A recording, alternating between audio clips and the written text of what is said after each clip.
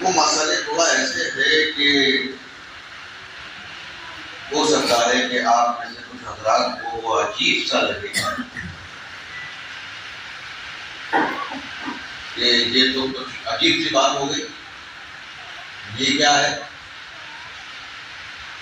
لیکن میں جتنی بھی بات آپ کو بتاؤں گا اس کی مکمل ذمہ داری میرے اوپر ہے،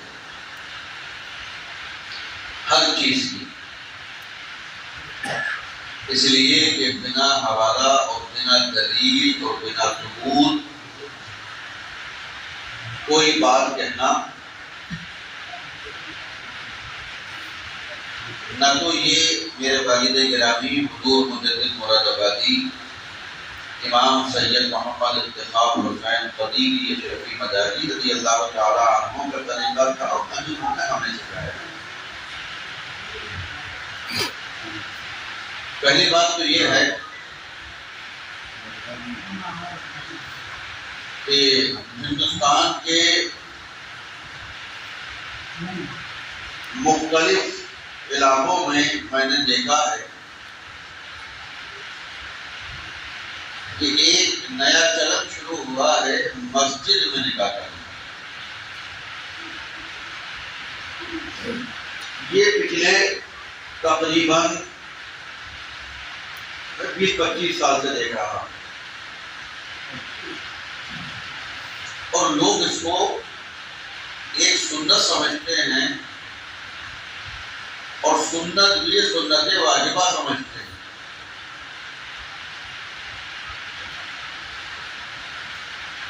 مسئلہ کیا ہے؟ اصل اس کی گہرائی کیا ہے وہ میں آپ کو بتاتا ہوں۔ اسلام اور پیغمبر اسلام علیہ السلام یہ چاہتے ہیں کہ نکاح کو خاموشی کے ساتھ نہ کیا جائے، نکاح کو سادے انداز سے نہ کیا جائے، نکاح کو چھپ کر اور ڈھک کر نہ کیا جائے،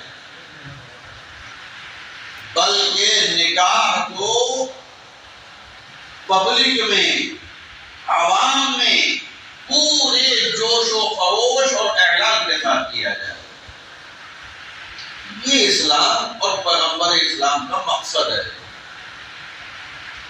چنانچہ اسی ضمن میں پیارے آقا علیہ السلام نے ارشاد فرمایا کہ اپنے نکاح کا اعلان تب بجا کر کرو، اپنے نکاح کا اعلان تب بجا کر کرو۔ ایک دوسری حدیث پاک میں ارشاد فرمایا کہ اصلی اور نقلی، حلالی اور حرامی نکاح کے درمیان جو فرق ہے وہ تب بیان کا ہے۔ یہ حلالی اور حرامی آپ نے سمجھے، آپ مسجد میں کھڑے ہوتے مولانا صاحب کہتی بات کر رہے ہیں، یہ حدیث شریف میں ہے، یہ حدیث پاک کے الفاظ ہیں کہ حلالی اور حرامی نکاح کے درمیان جو فرق ہے وہ تب بیان کا، مطلب اعلان۔ تب تو مراد یہی نہیں کہ جناب وہ تبھی بولے گی، مقصد ہے اعلان کہ جو چھپ کر بہت خاموشی کے ساتھ پتہ ہی نہیں چلا کہ اس کے گھر میں شادی ہو رہی ہے یا جنازہ ہو رہا ہے، پتہ ہی نہیں چل لیا، اسلام نے اس سے روکا ہے۔ اسلام کو دھڑکتا جاتا ہے، اسلام چاہتا ہے کہ پتہ چلے کیا کیا شادی ہو رہی ہے۔ چنانچہ پیارے آقا علیہ السلام اس سفر میں تشریف لے گئے، لوٹ کر آئے تو گھر میں خادمہ تھی، اس کو نہیں دیکھا تو سیدتنا ام المومنین حضرت عائشہ صدیقہ طیبہ طاہرہ رضی اللہ تعالی عنہا سے دریافت فرمایا، عائشہ وہ خادمہ کہاں ہے تمہاری، وہ باندھی کہاں ہے تمہاری؟ حضرت عائشہ نے عرض کیا کہ یا رسول اللہ میں نے اس کی شادی کر دی، میں نے ایک انصاری مسلمان سے اس کا نکاح کر دیا۔ یعنی شریف کے الفاظ تو میرے انصاری مسلمان تھے، اس کا نکاح کر دیا۔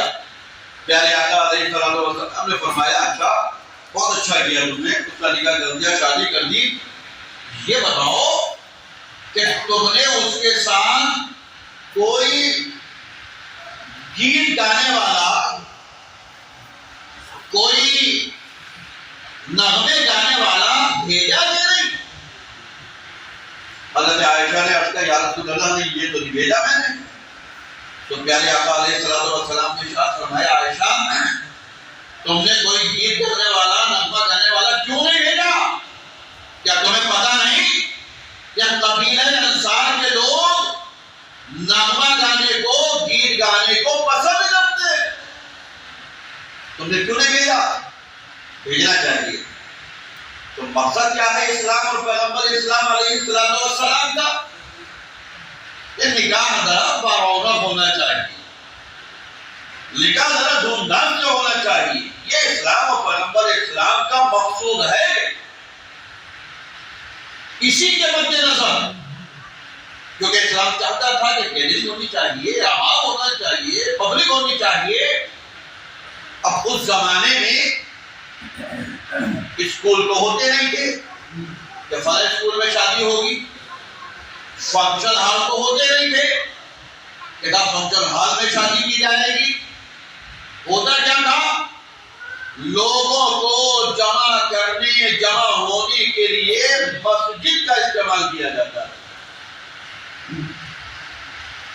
جنگ کے لیے میٹنگ ہونی ہے تو مسجد میں ہوگی، کسی کا جھگڑا نپٹانا ہے تو مسجد میں ہوگا، کسی کا فیصلہ کرانا ہے تو مسجد میں ہوگا، نکاح ہونا ہے تو مسجد میں ہوگا۔ جتنے بھی اجتماعی کام ہوتے تھے وہ سب مسجد میں ہی ہوتے تھے۔ ایسا نہیں ہے کہ صرف نکاح کرنا ہی مسجد میں سنت ہے، نہیں، جھگڑے نپٹانا بھی مسجد میں سنت ہے۔ اب کون ہے جو مسجد میں آ کے جھگڑا نپٹاتا؟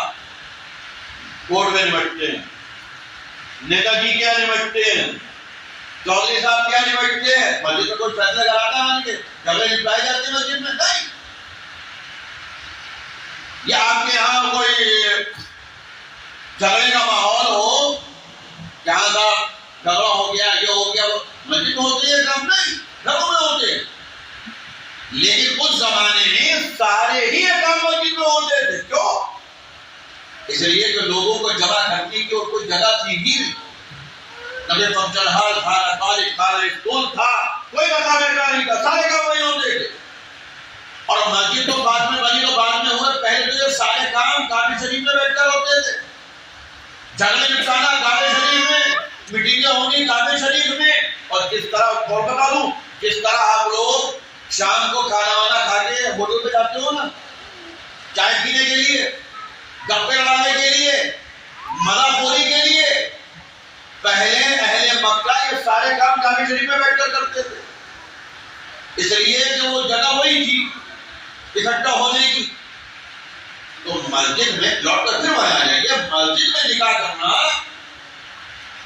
ہے سنت، لیکن یہ سنت ایسی ہی ہے کہ جیسے پیارے آقا علیہ السلام نے تمام حیات مبارکہ کبھی گرم پانی سے وضو نہیں فرمایا، ہمیشہ ٹھنڈے پانی سے وضو فرماتے تھے، چاہے جون کا مہینہ ہو چاہے دسمبر کا مہینہ ہو، ہمیشہ ٹھنڈے پانی سے وہ کرتے سنت پہ عمل۔ جہاں دسمبر آیا امام صاحب گیزر آن کر دو، پانی گرم کر دو۔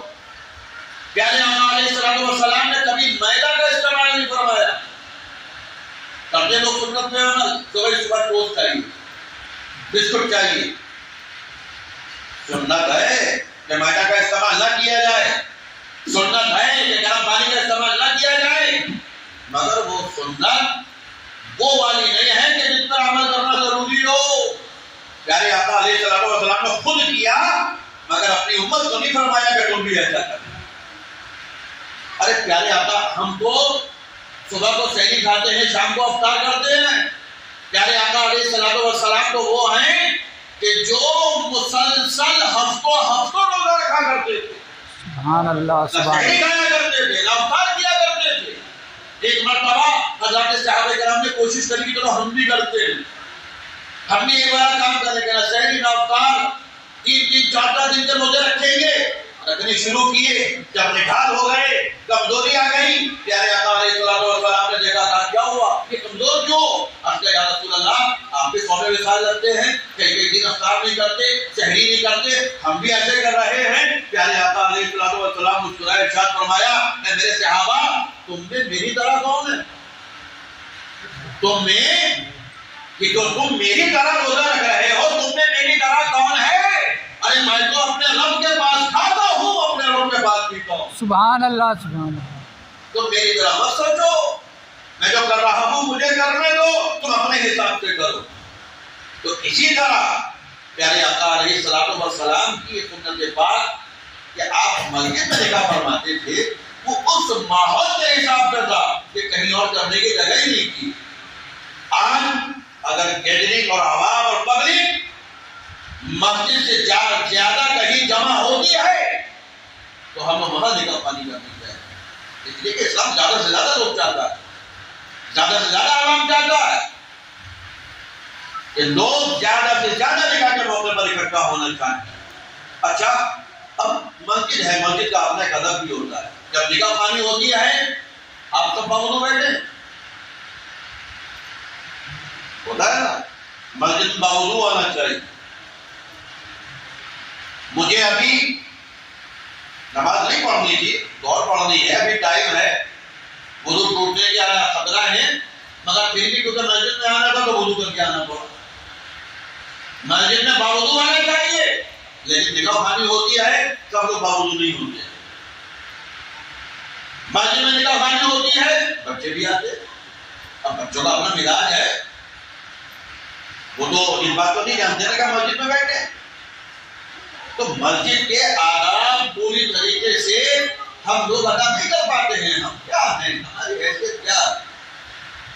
تو ہمیں اور آپ کو چاہیے کہ ہم نکاح خوانی کے عنوان سے اگر کوئی مسجد میں ہو رہا ہے، یہاں پر پبلک زیادہ ہو جاتی ہے ٹھیک ہے، مگر افضل اس کام کو کرنا کہ نہیں صاحب مسجد میں ہی ہوگا، ایسا ہرگز نہیں ہونا چاہیے، بلکہ جہاں پر عوام زیادہ اکٹھی ہو، اور میں سمجھتا ہوں کہ جہاں پر دیگیں نظر آتی ہے وہاں عوام زیادہ ہوتی ہے۔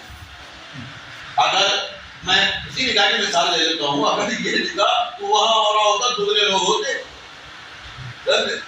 اس لیے کہ جو لوگ کھانا بنانے میں لگے ہوئے ہیں، جو انتظامات میں لگے ہوئے ہیں، وہ بھی سب موجود ہوتے تو مجمع اور مجمع زیادہ ہوتا، اور لوگ دعاؤں پہ آمین کی صدائیں زیادہ بلند کرتے۔ بہرحال اس موضوع پر اور بھی کئی باتیں مجھے عرض کرنی تھی، مگر بہت زیادہ ہو گیا اور مجھے بھی آگے جانا ہے۔ بس اتنی گزارش ہے کہ ہمیں اسلامی تعلیمات کی روح کو سمجھنا چاہیے، صرف الفاظ کو نہیں بلکہ تعلیمات اسلامیات کی روح کو سمجھنا چاہیے، تاکہ ہم صحیح طور پر اسلام پر اور پیغمبر اسلام علیہ السلام کی تعلیمات پر عمل کر سکیں۔ اللہ تبارک و تعالی ہم سب کو صحیح طریقے سے اسلام کو سمجھنے اور اس پر عمل کرنے کی توفیق عطا فرمائے۔ آمین آمین۔